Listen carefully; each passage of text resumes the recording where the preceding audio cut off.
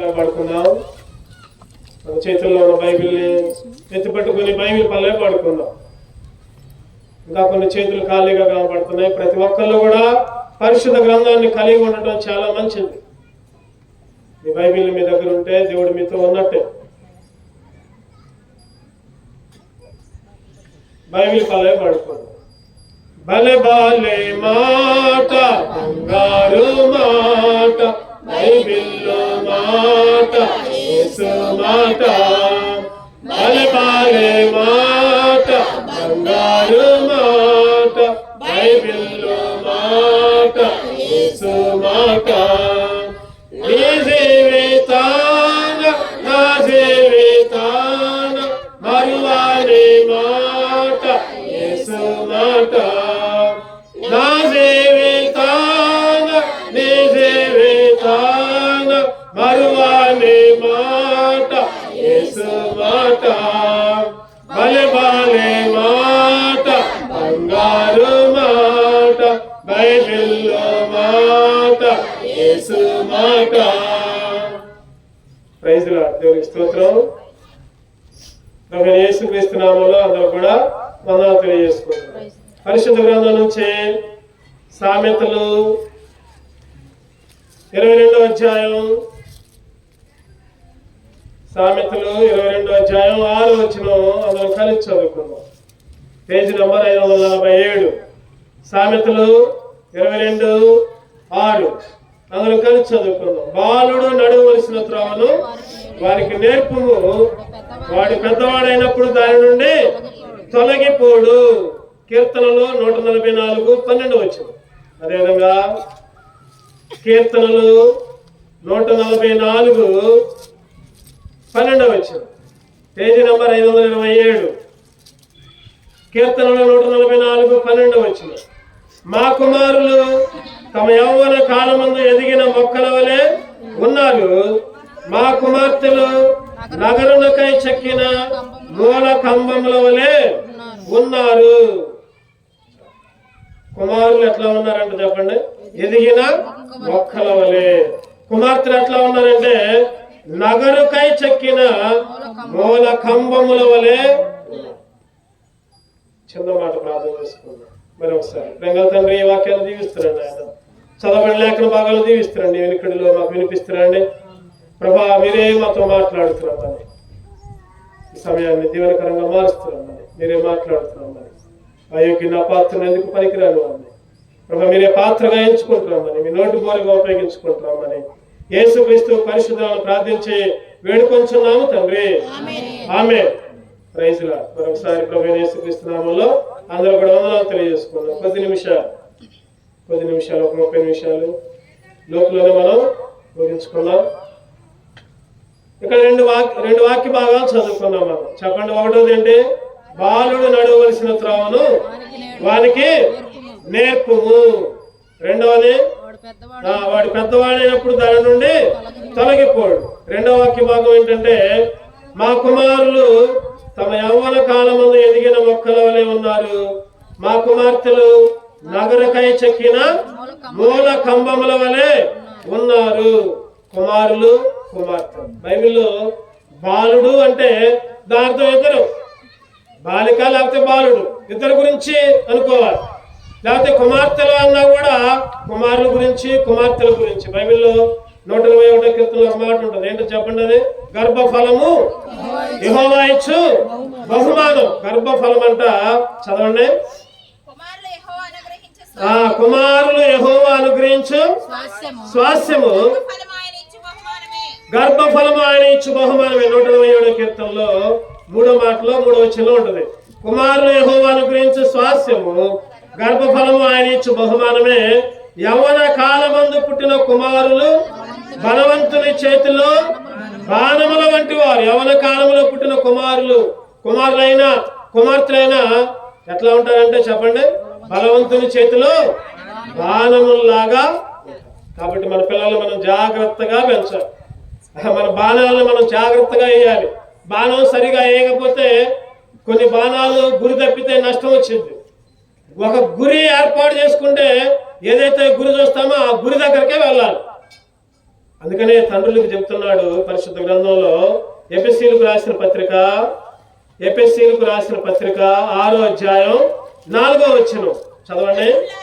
తండ్రులారా, మీ పిల్లలకు కోపము రేపక ప్రభు యొక్క శిక్షలోను బోధలోను వారిని పెంచుడి. తండ్రులకి ఏం చెప్తున్నాడంటే బైబిల్లో పరిశుద్ధ గ్రంథంలో అపోస్తలుడైన పౌలు రాసుకుంటూ, తండ్రులారా, మీ పిల్లలకి కోపము రేపక ప్రభు యొక్క శిక్షలోను బోధలోను వారిని పెంచుడి. తండ్రులారా, ఓ తల్లి, ఓ తండ్రి, నీ పిల్లలను జాగ్రత్తగా పెంచు, నీ కుమారులను జాగ్రత్తగా పెంచు, నీ కుమార్తెలను జాగ్రత్తగా పెంచు. ప్రభు యొక్క శిక్షలో చెప్పండి, ఎక్కడ పెంచాలి మనం? ప్రభు యొక్క శిక్షలో, వారి బోధలో.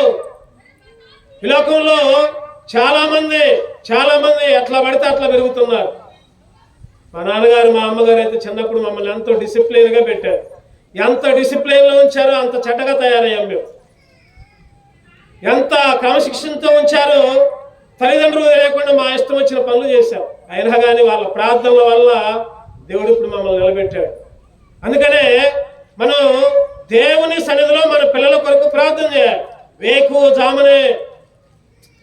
జామునే విలాప వాక్యాలు 2వ అధ్యాయంలో ఒక మాట ఉంటుంది, చదువుకుందానండి. విలాప వాక్యాలు 2వ అధ్యాయం 19వ వచనం, 682వ పేజీ.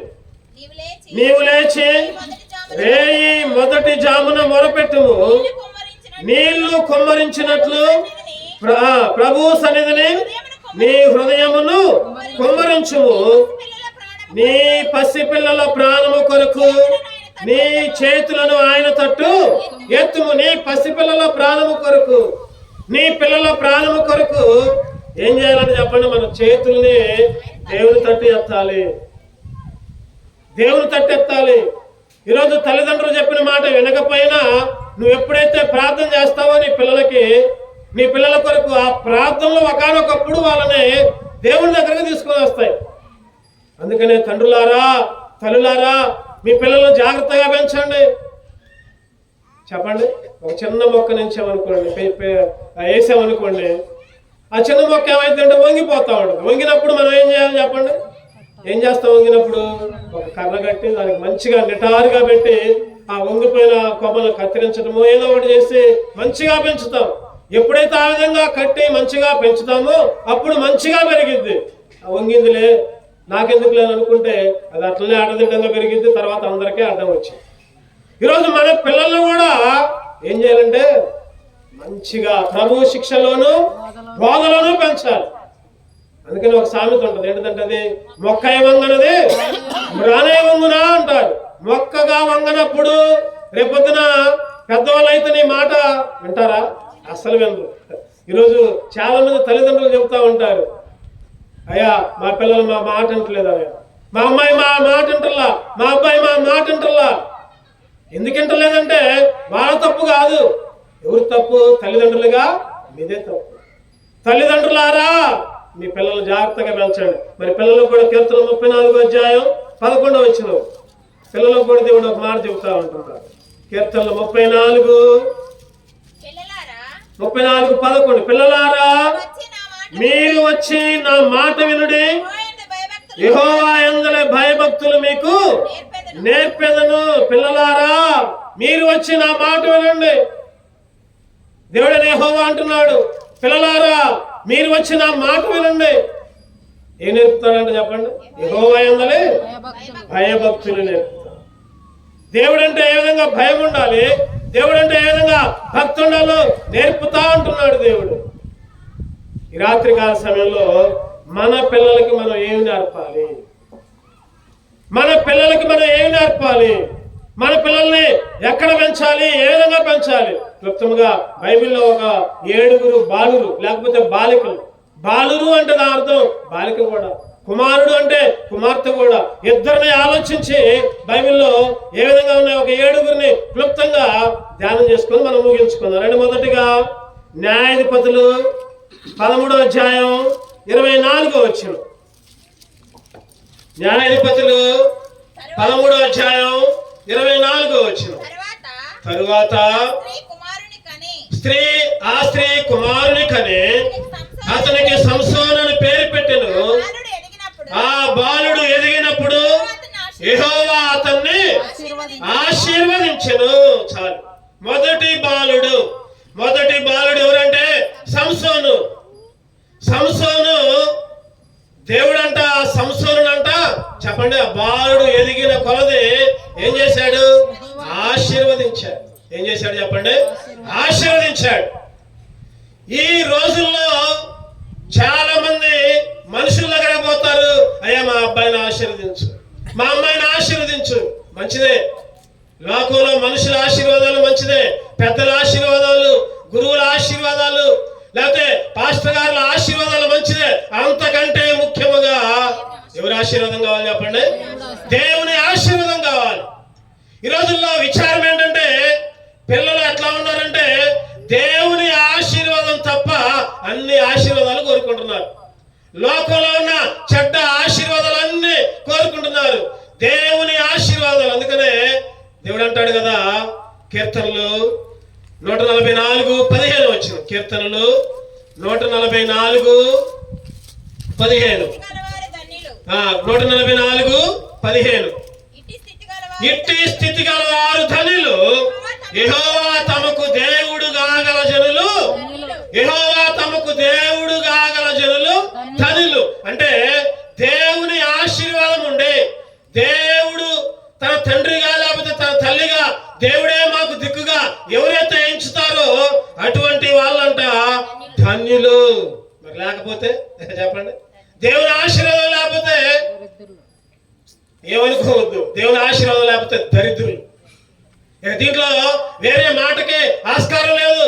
ఒకవేళ నువ్వు బాధపడ్డా సరే, నువ్వు నా మీద కోప్పడ్డా సరే మంచిదే, కానీ ఒకటి మాత్రం కరెక్ట్ గా చెబుతున్నాను నేను. ఏంటిదంటే అది దేవుని ఆశీర్వాదం ఉంటే నువ్వు ధన్యుడివి, నీ కుటుంబం కూడా ధన్యమైన కుటుంబం. దేవుని ఆశీర్వాదం లేకపోతే దరిద్రమే.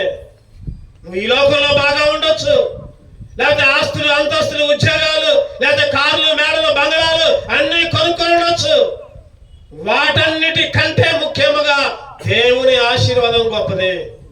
దేవుని ఆశీర్వాదం లేకపోతే నువ్వు దరిద్రుడివే. ఇంకా నీ పిల్లల్ని దేవుని సన్నిధిలో పెంచట్లేదా? ఇంకా నీ పిల్లల్ని దేవుని ఆశీర్వాదాలు పొందలేకుండా ఇంకా లోకంలోనే ఇష్టం వచ్చిన రీతిలో జీవిస్తూ ఉంటే రేపొద్దున నువ్వు గాని, నీ కుటుంబం గాని, నీ పిల్లలు గాని దేవునికి దూరంగా ఉంటే అగ్నిగుండంలోకి వెళ్తావు, నరకంలోకి వెళ్తావు. జాగ్రత్త. మొదటిగా సంసోను అనే బాలుడు చెప్పండి దేవుని ఆశీర్వాదం పొందుకున్నాడు. రెండవ బాలుడు కూడా చూద్దారండి. మన బాలుడు లేకపోతే బాలుడు ఏ విధంగా పెరగాలి? 1 సమూయేలు 2:21. 1 సమూయేలు 2:21. యెహోవా హన్నాను దర్శింపగా ఆమె గర్భవతి 3 కుమారులను 2 కుమార్తెలను కనెను.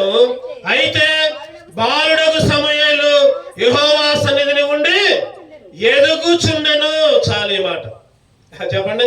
బాలుడగు సమూయేలు ఎక్కడ పెరిగాడంట? యెహోవా సన్నిధిలో. యెహోవా సన్నిధి అంటే దేవుని మందిరములో, అంటే దేవుని ఇంటిలో. బాలుడైన సమూయేలు దేవుని మందిరంలో పెరుగుతున్నాడు, దేవుని సన్నిధిలో పెరుగుతున్నాడు, దేవుని ఇంటిలో పెరుగుతున్నాడు. ఈరోజు చాలా మంది పిల్లలు మంచిగా చదివిస్తున్నారు, మంచి మంచి స్కూళ్ళు, ఎంత ఫీజు అయినా కూడా వెనకాలట్లా. ఎందుకని? ఆ పిల్లలకు చక్కటి భవిష్యత్తు రావాలి. అంతకంటే చక్కటి భవిష్యత్తు దేవుని మందిరంలో ఉంటుంది, గుర్తుపెట్టుకోవాలి. అంతకంటే చక్కని ఆశీర్వాదం దేవుని సన్నిధిలో, దేవుని ఇంట్లో ఉంటుంది. ఈరోజు మన పిల్లలు ఎక్కడికక్కడికో పంపిస్తాం, కానీ దేవుని సన్నిధికి, దేవుని మందిరానికి పంపించడానికి మాత్రం వెనకాడుతూ ఉంటాం. దేవుని సన్నిధిలో పిల్లలు పెరిగితే అది నీకు, నీ పిల్లలకి, వారి భవిష్యత్తుకి ఆశీర్వాదం, దీవెన. మన పిల్లలు దేవుని సన్నిధిలో పెరిగే వాళ్ళగా ఉండాలి. మన పిల్లలు దేవుని సన్నిధిలో, దేవుని మందిరంలో గడిపేవారిగా ఉండాలి. ఈ రోజుల్లో దేవుని మందిరంలో పిల్లలు వస్తే ఏం జరిగింది చెప్పండి? దేవుని మందిరంలో సండే స్కూల్ ఉంటుంది. సండే స్కూల్ ఉంటుంది. ఆ సండే స్కూల్లో పిల్లలకి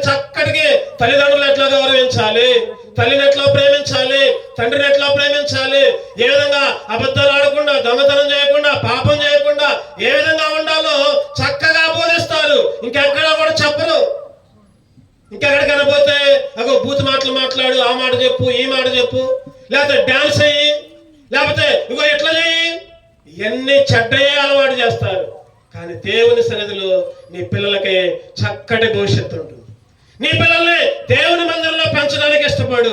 ఒకటోది సంసోను ఎట్లా పెరిగాడు చెప్పండి, దేవుని ఆశీర్వాదం. రెండవది సమూయేలు ఎట్లా పెరిగిండు, దేవుని మందిరంలో పెరిగాడు. ఈరోజు పిల్లలు ఫోన్లు, టీవీలు, ఫోన్ లేకపోతే ఉన్నట్ల. ఒక అమ్మాయి నాకు తెలుసు, ఆ అమ్మాయి చదివేది 7వ తరగతి. ఫోన్ లేకపోతే ఏడిపే, గొడవే, తల్లిని తిట్టింది, తండ్రిని తిట్టింది, ఎప్పుడు చూసినా ఫోనే. ఆ తల్లిదండ్రులు పిల్లలను గద్దించలేక వచ్చి నాతో అంటున్నారు, అన్న మా పిల్లలు చెడిపోతున్నారన్న, ఊరికి ఫోనే అన్న, అన్నం తింటలేదన్న, రాత్రులేమో 12, 1 గంట దాకా ఫోన్లే పట్టుకుంటున్నారు, పొద్దున్నేమో నిద్రపోతున్నారు, టయానికి అన్నం తింటలా. ఏంటంటే కారణం ఏంటంటే నీ పిల్లల్ని దేవుని మందిరంలో పంపించట్లా, దేవుని సన్నిధిలో నీ పిల్లల్ని పెంచట్లా. అందుకనే పిల్లలు చెడిపోతా ఉన్నారు. రేపొద్దున వారికి చక్కటి భవిష్యత్తు రావాలంటే దేవుని మందిరంలో పెంచాలి. 3వదిగా చూద్దామండి, 1 సమూయేలు 17:42. 1 సమూయేలు 17వ అధ్యాయం 42వ వచనం క్లుప్తంగా ధ్యానించుకుందాం, మనకు సమయం లేదు కాబట్టి. 17:42. చుట్టూ పారదూచి దావీదును కనుగొని అతడు బాలుడై ఎర్రటి వాడును రూపహీనుండుట చూచి అతన్ని తృణీకరించెను. ఫిలిష్తీయుడు కర్ర తీసుకొని, నీవు నా మీదకి వచ్చుచున్నావే, నేను కుక్కనా అని దావీదుతో చెప్పి, చాలు ఈ కథ అంతా తెలుసు మనకి. దావీదు బాలుడుగా ఉన్నప్పుడు కర్ర తీసుకొని వచ్చాడంట. ఎవరి మీదకి చెప్పండి, ఎవరి మీదకి? గొలియాతు మీదకి. గొలియాతు ఏమో 6 అడుగులు ఎత్తు, ఇటు చూస్తే దావీదేమో బాలుడు. కర్ర తీసుకొని వచ్చాడు. బైబిల్ గ్రంథంలో కర్ర దేనికి గుర్తు అంటే దేవుని వాక్యానికి గుర్తు. కర్ర దేనికి గుర్తు అంటే దేవుని వాక్యానికి గుర్తు. దేవుని వాక్యాన్ని నువ్వు ఎప్పుడు పట్టుకోవాలి. పరిశుద్ధ గ్రంథాన్ని, దేవుని ఆజ్ఞల్ని నువ్వు జాగ్రత్తగా పట్టుకోవాలి. దావీదు కర్ర పట్టుకొని వచ్చాడు. అంతకుముందు నిర్గమాకాండంలో కూడా చూస్తాం, మోషే కూడా ఎన్నోసార్లు కర్రతో అద్భుత కార్యాలు చేశాడు. కర్ర పడేస్తే, కర్ర తీసుకుంటే, కర్ర పెట్టి కొడితే ఎన్నో అద్భుతాలు. ఈరోజు ప్రియమైన సహోదరులారా, కర్ర దేవుని వాక్యానికి గుర్తు. నీ పిల్లలకి దేవుని వాక్యాన్ని నేర్పించు. దేవుని వాక్యాన్ని, కడత వాక్యాన్ని నేర్పు. దేవుడు వారిని చక్కగా పెంచుతాడు. ఒక సిస్టర్, ఒక సహోదరు ఉంది. ఆ సహోదరి 5 పిల్లలంట. 5 పిల్లలు ఆ సహోదరికి. ఆ తల్లి గాని తండ్రి గాని పిల్లల్ని పొద్దున్నే టిఫిన్ చేయడానికి పిలుస్తా ఉంటారు. టిఫిన్ చేయడానికి వచ్చినప్పుడు లైన్లో నిలబడండి అంటారు. ఇంట్లోనే లైన్లో నిలబడండి, తండ్రి తల్లి అక్కడ కూర్చుంటారు. కూర్చొని ఒక్కొక్కళ్ళు వచ్చి ఆ తల్లికి తండ్రికి ఒక కడత వాక్యం అప్పచెప్పాలి. ప్రతిరోజు ఒక కడత వాక్యం చెప్పాలి.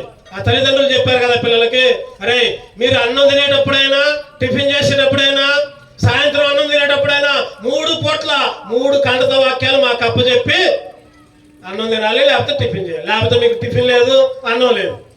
చెప్పండి, ఇది మంచిదా కాదా? మంచిదా కాదా చెప్పండి. చాలా మంది అదేంది అట్ట చేస్తున్నారు, మూర్ఖులు అట్టుకుంది ఆ తల్లిదండ్రులు అనుకుంటారు. అంటే వాళ్ళు చిన్నప్పటి నుంచే పిల్లలకి కడత వాక్యాలు అప్పచెప్పించుకోవడం. ఆ కడత వాక్యాలను అప్పచెపితేనే టిఫిన్, లేకపోతే అన్నం, లేకపోతే ఇంకేదన్నా, లేకపోతే లేదు. అంటే చిన్నప్పటి నుంచి ఆ వాక్యాలు చదివిస్తూ ఉంటుంటే రేపొద్దున ఆ వాక్యాలు వాళ్ళ హృదయాల్లో నాటుకుంటాయి. చెప్పండి, ఒకసారి ఆలోచించండి. 1 సంవత్సరం ఆ విధంగా చేస్తే బైబిల్లో ఎన్ని కడత వాక్యాలు వస్తాయి ఆ పిల్లలకి. ఆ విధంగా ఒక 5 సంవత్సరాలు అలవాటు చేస్తే దగ్గర బైబిల్ మొత్తం, బైబిల్లో ముఖ్యమైన వచనాలన్నీ కూడా వాళ్ళకి వస్తాయి. కాబట్టి మనం అలవాటు చేయవట్ల. వారానికి ఒక కడత వాక్యం కూడా చెప్పించుకోలేదు. ఈరోజు నా తలంపు ఏంటంటే, ప్రిన్సీ బర్త్డే సందర్భంగా అందరం కూడా పిల్లలు కలిగి ఉన్నాం. మన అందరికీ పిల్లలు ఉన్నారు. మన పిల్లల్ని ఎట్లా పెంచాలి? ఒకటోది దేవుని ఆశీర్వాదంలో పెంచాలి. రెండవది మన పిల్లల్ని దేవుని మందిరంలో పెంచాలి. చెప్పాలి అందరూ గట్టిగా. మూడవది మన పిల్లలకి దేవుని వాక్యాన్ని. 4వదిగా చూద్దారండి, నాలుగవదిగా 2 దినవృత్తాంతాలు 34వ అధ్యాయం 3వ వచనం. 2 దినవృత్తాంతాలు 34వ అధ్యాయం 3వ వచనం. 34:3 పేజీ నంబర్ 387. తన ఏలుబడి యందు 8వ సంవత్సరమున తానింకను బాలుడై ఉండగానే అతడు తన పితరుడైన దావీదు యొక్క దేవుని యొద్ద విచారించుటకు పూనుకొనిన వాడై 12వ ఏట ఉన్నత స్థలములను దేవతా స్తంభములను పడగొట్టి, చాలా అక్కడ ఉన్న మాట చూస్తాం రండి. ఏముందంట? బాలుడై ఉండగానే అతడు తన పితరుడైన దావీదు యొక్క దేవుని యొద్ద విచారించుటకు. ఏం చేయాలంట? విచారించుటకు. విచారించటం అంటే చెప్పండి, విచారించడం అంటే ప్రార్థన చేయటం. నీ పిల్లలకి ప్రార్థన చేయటం అలవాటు చేయాలి. ప్రార్థన అంటే దేవుణ్ణి అడగటం. ఒక చిన్న అమ్మాయి ఉంది, రెండో తరగతి ఆ అమ్మాయి అంటే రోజు ప్రార్థన చేసిద్దంట. ఏం ప్రార్థన చేస్తావమ్మా అంటే చెప్పింది, నా పొద్దున లేసంట, దేవుడా మా అమ్మని కాపాడయ్యా, మా అమ్మకు మంచి ఆరోగ్యమే, మా నాన్న కాపాడయ్యా, మా నాన్న ఎక్కడికక్కడికో తిరిగి ప్రయాణాలు చేస్తుండో ఉద్యోగాలు చేస్తుండో మా నాన్న కాపాడు, మా తమ్ముడిని కాపాడు, మా చెల్లెల్ని కాపాడు, మా కుటుంబంలో అందరినీ కాపాడయ్యా. చూడండి, చిన్నప్పుడే ఎంత చక్కటి ప్రార్థన. నిజంగా దేవుడు చిన్నపిల్లల ప్రార్థన దేవుడు ఆలకిస్తాడు. నీ పిల్లలకి ప్రార్థన చేయడం అలవాటు చేయాలి. ప్రార్థన చేయడం. నీ పిల్లలకి ఏదో చెడ్డ మాటలు, చెడ్డ ఆలోచనలు, లేకపోతే చెడ్డ వ్యసనాలు ఈ లోకములు, టీవీలు కానీ, లేకపోతే ఫేస్బుక్లు కానీ, లేకపోతే ఫోన్లు కానీ ఇవన్నీ అలవాటు చేస్తే అవి చెడ్డ మార్గానికి తీసుకుపోతాయి. ఎప్పుడైతే ప్రార్థన చేయటం, అందుకనే బైబిల్లో ఒక మాట ఉంటుంది, ఇర్మియా గ్రంథం 9వ అధ్యాయం 20వ వచనంలో మీ పిల్లలకంట రోదన చేయటం నేర్పాలంట. ఇర్మియా గ్రంథం 9వ అధ్యాయం 20వ వచనం. స్త్రీలారా యెహోవా మాట వినుడి, మీరు చెవియొగ్గి ఆయన నోటి మాట ఆలకించుడి, మీ కుమార్తెలకు రోదనము చేయ నేర్పుడి, ఒకరికొకరు అంగలార్పు విద్య నేర్పుడి. రోదనం చేయటం, అంగలార్పు విద్య అంటే ప్రార్థన చేయటం. చిన్నప్పటి నుంచి నీ పిల్లలకు అలవాటు చేయి.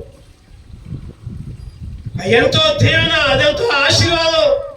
నీ కుటుంబానికి ఆశీర్వాదం, నీ పిల్లలకు ఆశీర్వాదం. వారి చదువుల్లో, వారి భవిష్యత్తుల్లో, లేకపోతే వారి ఉద్యోగ విషయాల్లో, వారి వివాహ విషయాల్లో దేవుడు వారిని అంతలంతలుగా, అంచెలంచెలుగా అభివృద్ధి చేస్తాడు. నువ్వు ఎప్పుడైతే దేవుని ఆశీర్వాదాన్ని పిల్లలకు వచ్చినట్టు చేస్తావో, నువ్వు ఎప్పుడైతే దేవుని మందిరంలో నీ పిల్లల్ని పెంచుతావో, నువ్వు ఎప్పుడైతే దేవుని వాక్యం అనే కర్రని వాళ్ళకి ఇస్తావో, వాళ్ళకి నేర్పుతావో, నువ్వు ఎప్పుడైతే నీ పిల్లలకి ప్రార్థన నేర్పుతావో, నీ పిల్లలు ఆశీర్వదించబడతారు, నీ పిల్లలు దీవించబడతారు. నీ పిల్లలకు ఆశీర్వాదం రావాలి. అందుకనే భక్తులు ఒక పాట రాస్తాడు. ఏంటంటే అది ఏంటది? పిల్లలను ఆశీర్వదించు బలపరచని గుమ్మము, పిల్లలను ఆశీర్వదించు బలపరచని గుమ్మము, మంచి గోధుమ పంటతో తృప్తి పరచు వాడవు, మంచి గోధుమ పంటతో తృప్తి పరచిన వాడవు, దేవునికి స్తోత్రము గానము చేయుటయే మంచిది, దేవునికి స్తోత్రము గానము చేయుటయే మంచిది. మంచి గోధుమ పంటలాగా దేవుడు నీ పిల్లల్ని ఆశీర్వదిస్తాడు. 5వ చూద్దారండి, ఇర్మియా గ్రంథం 1వ అధ్యాయం 6వ వచనం 7వ వచనం చదువుకుందాం. ఇర్మియా 1:6-7. అందుకు ప్రభువగు యెహోవా చిత్తగించుము, నేను బాలుడనే, మాట్లాడుటకు నాకు శక్తి చాలదని నేను అనగా, యెహోవా నాకు ఇలాగ సెలవిచ్చును, నేను బాలుడు ననవద్దు, నేను నిన్ను పంపు వారందరి యొద్దకు నీవు పోవను, నీకు ఆజ్ఞాపించిన సంగతులన్నీ చెప్పాలని. ఇర్మియా బాలుడిగా ఉన్నప్పుడే దేవుడు ఇర్మియాని బలమైన సేవకుడిగా, అంటే సువార్తను ప్రకటించేవాడిగా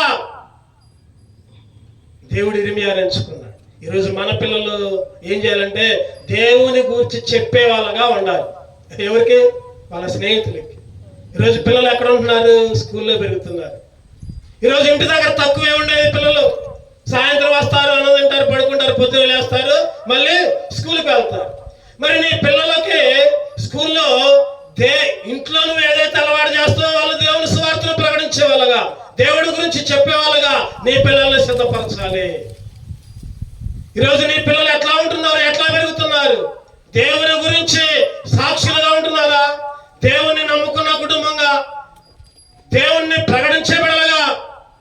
ఇర్మియా బాడుగా ఉండగానే అయ్యో నేను మాట్లాడలేను, నేను చెప్పలేనంటే నీకెందుకు, నేను ఉపయోగిస్తాను, నేను తోడుగా ఉంటా, నువ్వు మాట్లాడు. ఈరోజు దేవుని స్వార్థ ప్రకటించే వాళ్ళగా. ఈరోజు కొంతమంది ఎట్లా ఉన్నారంటే మేము ప్రార్థనకు పోతున్నాం అని కూడా చెప్పలేకపోతున్నారు.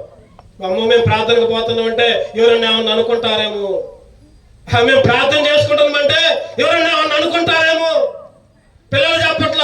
కారణం ఏంటంటే అట్లా భయంగా పెంచుతున్నాం. కొంతమంది ప్రార్థనకు రావడానికి కూడా సిగ్గుపడతారు, బైబిల్ పట్టుకోవడానికి కూడా సిగ్గుపడతారు. కారణం ఏంటంటే మా బైబిల్ పట్టుకొని ప్రార్థనకు పోతుంటే చుట్టుపక్కల ఏమన్నా అనుకుంటారేమో, దేవుడు ఏదన్నా అనుకుంటాడేమో. అది చూడు, ముందు ఎవరు ఏదనుకున్నా పర్వాలా, ఎవరు ఏదనుకున్నా పర్వాలా, నీ భార్య, నీ భర్త, నీ పిల్లలు, నీ పొరుగు వాళ్ళు ఏమనుకున్నా పర్వాలా, దేవుడు ఏది అనుకోకుండా చూసుకో. దేవుని దగ్గర సాక్ష్యం ఉండు. దేవుని కనపరిచే కుటుంబంగానే ఉండాలి. నీ పిల్లలు ఏం చేయాలి చెప్పండి? దేవుని గురించి ప్రకటించాలి. ఆ రోజుగా దానియేలు గ్రంథం 1:17 దానియేలు గ్రంథం 1:17. ఈ నలుగురు చెప్పండి. నలుగురు అంటే ఎవరెవరు? షడ్రకు, మేషకు, అబేద్నెగో, దానియేలు. ఈ నలుగురు బాలుర సంగతి ఏమనగా దేవుడు వారికి జ్ఞానమును సకల శాస్త్ర ప్రవీణతయు వివేచనయు అనుగ్రహించెను.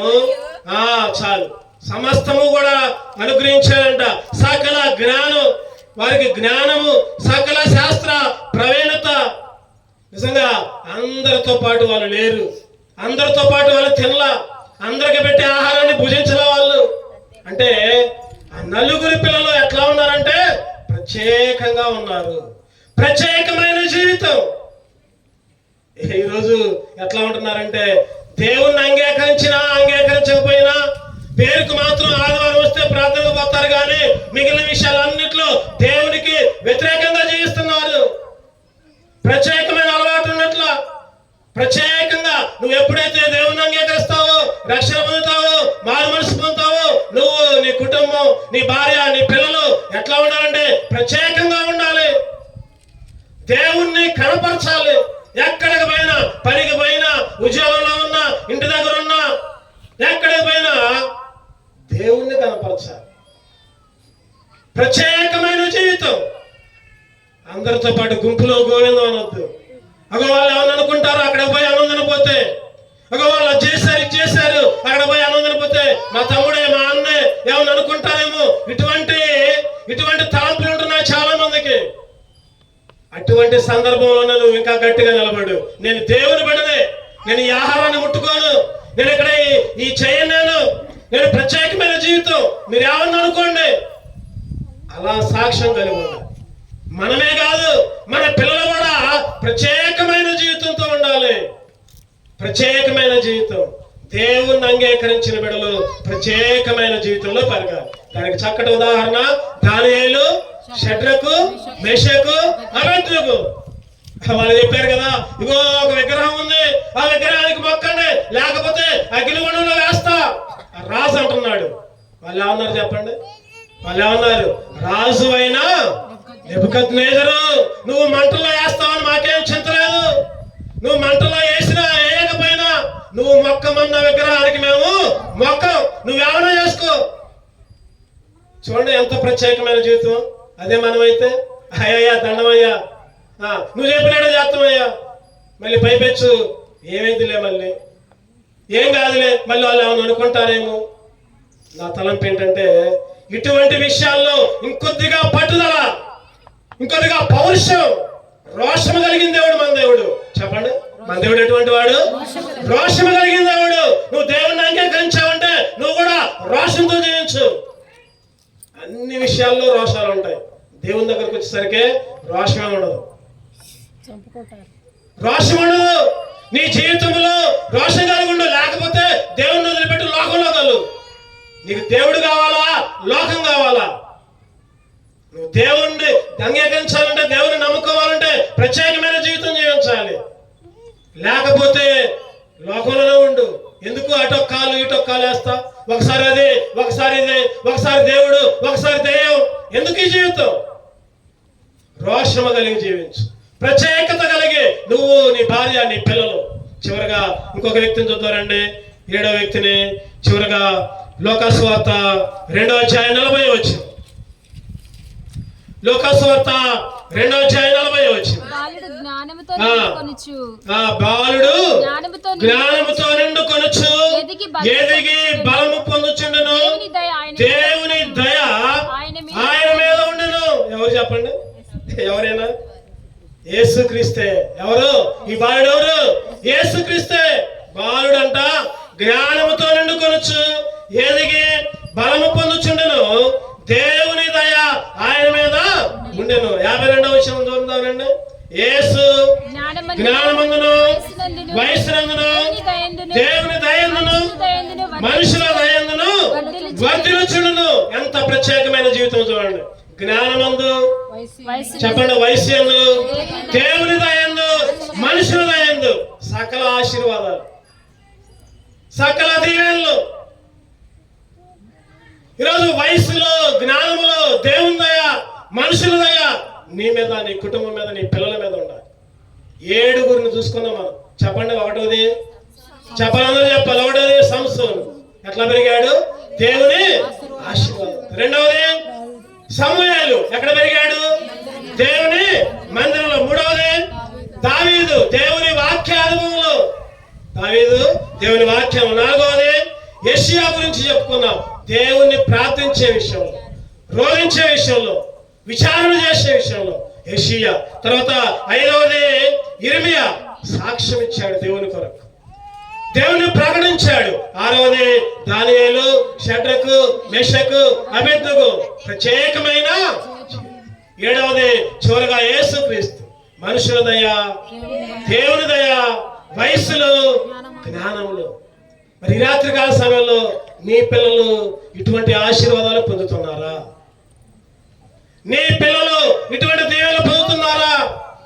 ఈరోజు నువ్వు రక్షణ పొందితే సరిపోదు, లేదా నువ్వు మందిరానికి పోతే సరిపోదు.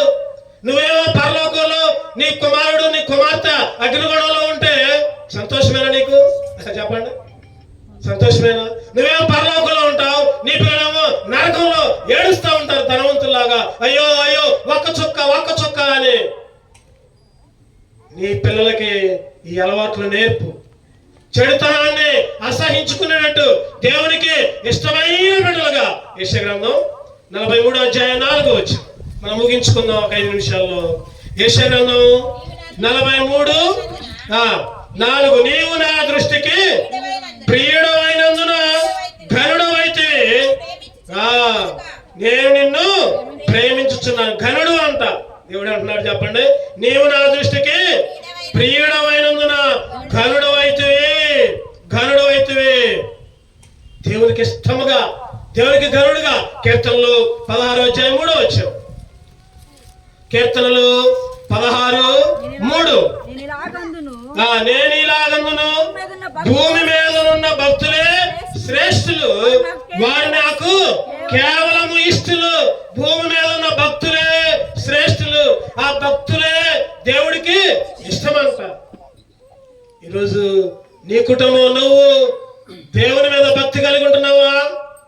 దేవుడు అంటే భయం ఉందా? దేవుడు అంటే భక్తి ఉందా? ఈరోజు ఎట్లా ఉంటుందంటే భక్తి, ఈరోజు భక్తి ఎట్లా ఉంటుందంటే ఒక రోజు, లేకపోతే ఒక 10 రోజులు, లేకపోతే ఒక 30 రోజులు, లేకపోతే ఒక 40 రోజులు, లేకపోతే ఒక సంవత్సరం. అది కాదు భక్తి, అది కాదు భక్తి.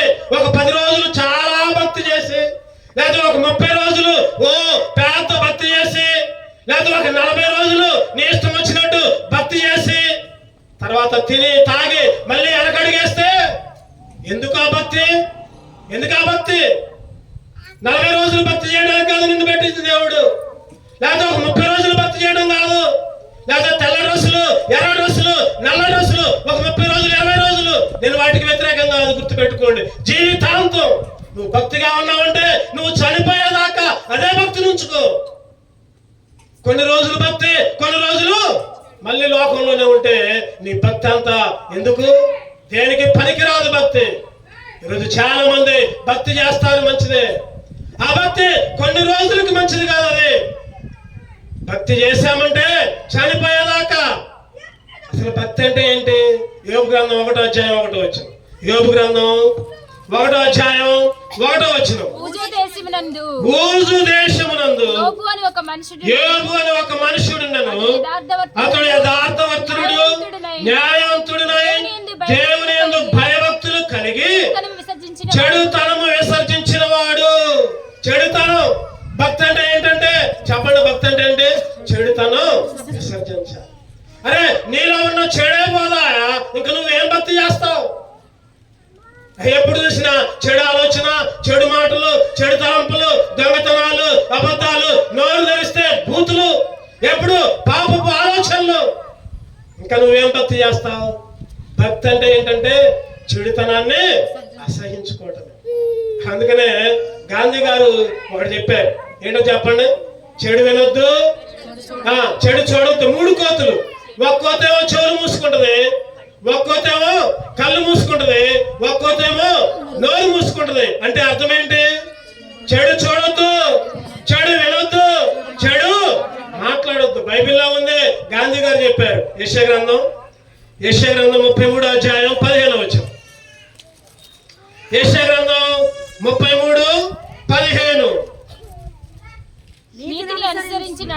నీతిని అనుసరించి నడుచుచు యథార్థముగా మాట్లాడుచు నిర్బంధన అనవచ్చు లాభమును ఉపేక్షించుచు లంచము పుచ్చుకొనకుండా తన చేతులను మలుపుకొని హత్యను మాట వినకుండా చెవులు మూసుకొని చెడుతనము చూడకుండా కన్నులు మూసుకున్నవాడు ఉన్నత స్థలములో నివసించును. దేవునికి స్తోత్రం. చెప్పండి. చెడుతనం ఉంచుకోకూడదు, చెడు మాటలు మాట్లాడకూడదు, చెడు చూపులు చూడకూడదు. ఏంటి బైబిల్లో ఉన్నాయి. మహాత్మా గాంధీ గారు చాలా ప్రదేశాల్లో ఆ 3 కోతుల బొమ్మలు చూస్తూ ఉంటాం మనం. చెడు మాట్లాడొద్దు, చెడు వినొద్దు, చెడు చూడొద్దు. అది భక్తి. ఈరోజు భక్తి అనేది మరుగున పడిపోయింది. ఒక ఆదివారం భక్తి చేస్తారు కొంతమంది, లేకపోతే ఆ ఉపవాస దినాల్లో భక్తి చేస్తారు 40 రోజులు, లేకపోతే ఇంకొక 10 రోజులను, లేకపోతే 20 రోజులను భక్తి చేస్తారు. కానీ అసలైన భక్తి ఏంటో తెలుసా?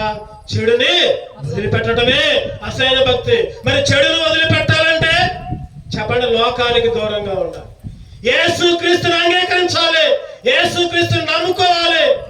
ఈ లోకంలో ఏ గ్రంథం కూడా చెప్పదు, ఏ గ్రంథం, ఏ పుస్తకం కూడా చెప్పదు. యేసుక్రీస్తు మాత్రమే నిజమైన దేవుడు. ఆయన నీ కొరకు చనిపోయాడు, ఆయన నీ కొరకే పుట్టాడు, పవిత్రంగా జీవించాడు, నీ కొరకు చనిపోయాడు, తిరిగి లేచాడు. ఆయన మరలా రానంటున్నాడు. ఆయన వచ్చేదాకా నువ్వు భక్తి చేయాలి, లేకపోతే నువ్వు చచ్చేదాకా భక్తి చేయాలి. ఈ రెండిట్లో ఏది మిస్ అయిపోయినా అగ్నిగుండమే. ఈ రెండిట్లో ఏది మిస్ అయినా నరకమే. జాగ్రత్త. ఈరోజు పొద్దున్నే చూస్తే సాయంత్రం కొనట్లా, పొద్దున్నే కనపడుతున్నారు, సాయంత్రం మళ్ళా కనపట్ల. ఈరోజు వార్తలు చూసా, ఒక కారు ఇద్దరు మంచి విజయవాడలో మంచి కాలేజీలో లెక్చరర్ అంట, ఆమెమో సాఫ్ట్వేర్ ఇంజనీర్ అంట. ఇద్దరు కారులో వస్తున్నారంట. సూర్యాపేట దగ్గర ఒక పెద్ద ట్రక్ ఉంటే ఆ కారు దూసుకుని వచ్చి ట్రక్ కింద పోయింది. చూసే ఉంటారు కొంతమంది. అరే పెద్ద ఉద్యోగస్తులు లక్షల జీతం. ఆ బర్త్డే కని వెళ్ళారు హైదరాబాదు, విజయవాడలో ఉండేవాళ్ళు. బర్త్డే కార్యక్రమం చూసుకుని వచ్చారు, కారు పోయి ఆ ట్రక్ కింద పోయింది. ఇద్దరు అక్కడే చచ్చిపోయారు. అనుకున్నారా? చావు ఎప్పుడు వచ్చిందో తెలియదు. ప్రియమైన నేస్తమా, ప్రియమైన అక్క, చెల్లి, తమ్ముడు, అన్న, నువ్వెప్పుడు చచ్చిపోతావో, నేనెప్పుడు చచ్చిపోతానో తెలియదు మనకి. నీ ప్రాణము నీ పొందిలో ఉన్నప్పుడే యేసుక్రీస్తుని అంగీకరించు. యేసుక్రీస్తు మాత్రమే నిజమైన దేవుడు. ఎందుకంటే పవిత్రంగా పుట్టాడు. నీ కొరకు నా కొరకు తన రక్తాన్ని కాచాడు. ఆయన రక్తంలో మన పాపాలన్నీ కడిగాడు. చనిపోయాడు, తిరిగి లేచాడు, మరలా రానంటున్నాడు. ఆయన వచ్చేటప్పుడు ఆయన ఎదుర్కోకపోతే నువ్వెంత భక్తి చేసినా కూడా అదే. అందుకనే ఈ ప్రిన్సీ బర్త్డే సందర్భంగా మన పిల్లల్ని ఏ విధంగా పెంచాలి, మనం ఏ విధంగా ఉండాలి, దేవుడు నీతో మాట్లాడుతున్నాడు. నాకు తెలియదులే, నాకెవరు చెప్పలేదులే అని అనుకోవద్దు. చక్కటి కూడిక దేవుడు అనుగ్రహించాడు. దేవుని మాటలు నీకు వినిపిస్తున్నాడు. నువ్వు ఇంకా యేసుక్రీస్తుని అంగీకరించట్లేదా? ఇంకా నువ్వు యేసుక్రీస్తుని నమ్మట్లేదా? మా దేవుడు కాదులే, వాళ్ళ దేవుళ్ళే, వీళ్ళ దేవుళ్ళే. ఈరోజు మతం లేదు, కులం లేదు, భేదం లేదు, దేశం లేదు. నువ్వు ఎర్రవాడివైనా, నల్లవాడివైనా, ఉద్యోగస్తులైనా, అమెరికా వాడివైనా, ఆస్ట్రేలియా వాడివైనా, ఏ కులమైనా, ఏ మతమైనా అందరి కొరకు ఆయన ప్రాణం పెట్టాడు. అందరి కొరకు అందరి పాపాలు ఆయన విమోచించాడు. ఆయన తిరిగి లేచిన దేవుడు, సమాధిని గెలిచిన దేవుడు. ప్రపంచంలో ఎవరైనా ఉన్నారంటే ఆయన మాత్రమే నిజమైన దేవుడు. మన పిల్లల్ని దేవుని ఆశీర్వాదం పొందే పిల్లలుగా ఉంచాలి. మన పిల్లల్ని చెప్పండి దేవుని మందిరంలో పెంచాలి. మన పిల్లలకి దేవుని వాక్యాన్ని నేర్పాలి. మన పిల్లలకి ప్రార్థన చేయడం నేర్పాలి. మన పిల్లల్ని దేవుని స్వార్థ ప్రకటించే వాళ్ళుగా, దేవుని గురించి చెప్పేవాళ్ళుగా మన పిల్లల్ని ఉంచాలి. మన పిల్లల్ని ప్రత్యేకంగా ఉంచాలి. తర్వాత దేవుని దయ, మనుషుల దయ, వయసులో, జ్ఞానంలో. మరి మన పిల్లలు అవన్నీ చేయాలంటే ముందు మనం చేయాలి. చెప్పండి, అవన్నీ మన పిల్లలు చేయాలంటే మనం చేయాలి. మనం చేయకుండా మన పిల్లలు చేయాలనుకోవటం మన మూర్ఖత్వం. తండ్రి చేస్తాడు, పిల్లవాడు కూడా అదే చేస్తాడు. తల్లి ఏది చేసిందో కుమార్తె కూడా అదే చేసింది. ఈ కుమార్తె అయినా కుమారుడైనా నగరకు చెక్కిన మూల కంబాల్లాగా ఉండాలంటే, బలమైన బాణాలుగా ఉండాలంటే మనం చెడుతనాన్ని వదిలిపెట్టి దేవుని అంగీకరించాలి. మన పిల్లలు కూడా దేవుని ఆశీర్వాదంలో పెంచాలి. అటువంటి కృప దేవుడి ప్రిన్సీ పుట్టినరోజు సందర్భంగా మనందరికీ, మన పిల్లలకి అనుగ్రహించును గాక. దేవుడి చిన్న వాక్యాన్ని దీవించును గాక. కళ్ళు మూసుకుందాం, ఒక్క నిమిషం కళ్ళు మూసుకుందాం.